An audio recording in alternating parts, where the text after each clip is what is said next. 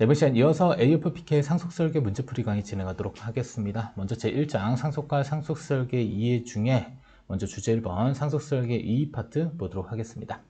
1번 문제 풀어볼게요. 자, 상속과 상속설계에 대한 설명으로 적절하지 않은 것을 골라보자 라고 했습니다. 1번, 자, 피상속인은 사망한 당사자이며, 그래서 우리가 돌아가신 분의 피상속인이라는 표현을 사용을 하고요. 그 다음에 상속인은 사망한 자의 지위를 승계하는 사람을 의미한다. 그래서 맞는 표현이고. 자, 2번, 가업승계란 가업의 소유권 또는 경영권을 가진 승계자가 후계자에게 가업의 소유권이나 경영권을 생전에 증여하는 것도 있고요. 그 다음에 상속을 통해서 물려주는 것을 의미하기도 한다. 맞는 표현입니다. 3번, 자, 상속의 대상은 금전적 가치가 인정되는 모든 재산에 대해서 법정 상속과 유언 상속에 관한 규정이 적용이 되고 있습니다. 그래서 먼저 유언을 남겼다라고 한다면 유언 상속에 의해서 재산이 분할될 수도 있는 것이고요. 자, 유언을 남긴 것들이 없다라고 한다면 이때는 법정 상속에 따라서 법정 상속분의 비율대로 상속 재산이 이전된다 이렇게 볼 수도 있겠습니다. 자, 4번, 자, 상속의 가장 중요한 기능은 부를 승계하는 것은 아닙니다. 아셨죠?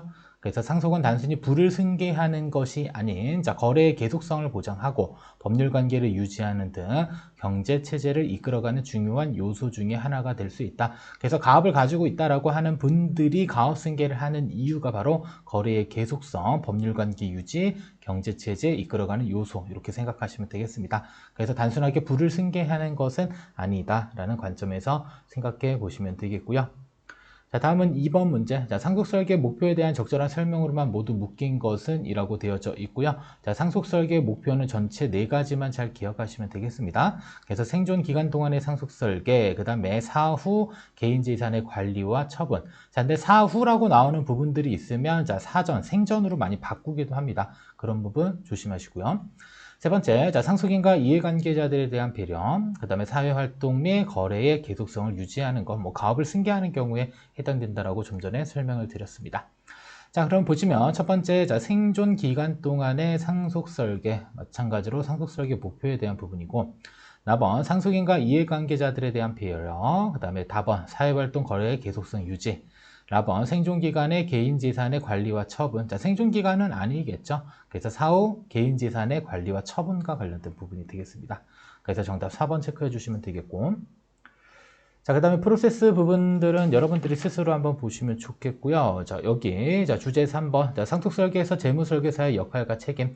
자, 일반적으로 상속설계는 변호사를 통해서 이루어지는 게 일반적인 부분들입니다. 자, 그러면 재무설계사는 어떠한 역할을 할 수 있는지 볼게요. 첫 번째. 자, 재무설계사는 잘못된 상속설계 제안을 하고 자문할 경우 발생하는 문제에 대해서 책임을 질 수가 있습니다. 그래서 내가 만약에 변호사고 재무설계 자격이 있다라고 한다면 문제가 되지 않겠지만 일반적으로 재무설계사가 자, 법률을 자문하면 당연히 무슨 문제가 생길 수 있어요? 변호사법 위반이 될 수도 있겠죠. 그래서 잘못된 상속설계 제안하고 자문할 경우 발생하는 문제에 대해서 충분히 책임을 질 수가 있습니다. 그래서 우리가 상속세를 절세하기 위해서 어떠한 금융상품들을 가입시키는 경우에 문제도 발생될 수 있으니 조심해야 될 필요가 있겠습니다. 2번, 자, 상속법은 상속증여세법과 민법의 일부로 구성되어져 있고요. 상속증여세법의 기본 원리인 사적자치 원칙에 따라 상속의 기본 원칙을 구현하고 있다. 자, 일단은 상속법은 상속증여세법과 민법의 일부가 아니라 자, 민법 안에 포함이 되어져 있습니다. 민법 제5편에 포함이 되어져 있다라고 보시면 되겠습니다. 그래서 별도로 법률이 있는 것은 아닙니다. 민법의 일부에 포함되어져 있다 이렇게 보시면 되겠고요. 3번, 상속설계에 있어서 고객은 반드시 피상속인에 한정되지 않고요. 자, 기타 이해관계자도 상속설계의 주체가 될 수가 있겠습니다. 아셨죠? 그래서 고객이 단순히 피상속인만 되는 것은 아니죠. 피상속인의 재산을 이전하는 상속인들도 될 수 있고요. 아니면 여러 가지 재산의 이해관계자들도 상속설계의 주체가 될 수가 있겠습니다. 그래서 상속설계에 있어서 고객은 피상속인이다 라고 하면 틀린 문장으로 접근하시면 되겠습니다. 4번, 재무설계사는 모든 지식을 전문적으로 보유하거나 실행할 수 있는 자격을 갖추고 있는 것은 아니기 때문에 다른 전문가들과 제휴와 자문이 필요하다라고 보시면 되겠습니다. 그래서 코디네이터의 역할을 수행한다라고 보시면 되겠습니다. 그래서 상담을 통해서 상속이 필요한 부분들에 있어서는 변호사를 연결해 준다든지 회계사를 연결해 준다든지 이러한 연결하는 이러한 제휴, 자문이 필요합니다. 다른 전문가들과. 그래서 재무설계사는 자, 다른 전문가들과 코디네이터를 하는 그런 역할을 수행하기도 한다라고 보면 되겠고요. 자, 그다음에 5번 문제도 그냥 마저 풀고 마무리 짓도록 하겠습니다. 자, 상속설계 시 재무설계사의 역할과 책임에 대한 설명으로 적절하지 않은 것은 1번. 자, 재무설계사는 상속과 관련된 법률을 활용한 자문과 역할의 실행에 있어 그 실행을 스스로 해결할 수 있는 전문적인 지식과 능력을 갖추고 있으면 좋겠으나 꼭 그런 것은 아닙니다. 1번 틀렸습니다. 아시죠? 그래서 상속과 관련된 법률을 활용한 자문과 역할의 실행에 있어 그 실행을 스스로 다 해야 할 필요는 없습니다. 내가 할 수 없는 거는 다른 전문가와 협업을 하면 되는 것이지 모든 지식과 능력을 갖추고 있을 필요는 없습니다. 2번, 재무설계사는 전문가들과 고객을 연결하고 여러 방면의 전문가를 한데 모으고 문제를 해결하는 코디네이터의 역할을 수행한다. 맞는 표현. 3번, 재무설계사는 상속법과 상속세제뿐만 아니라 가족제도, 채권, 채무 등의 권리관계, 금융 관련 제도, 금융약관, 상거래 제도, 상법 등에 대한 이해도 갖추고 있으면 매우 좋습니다.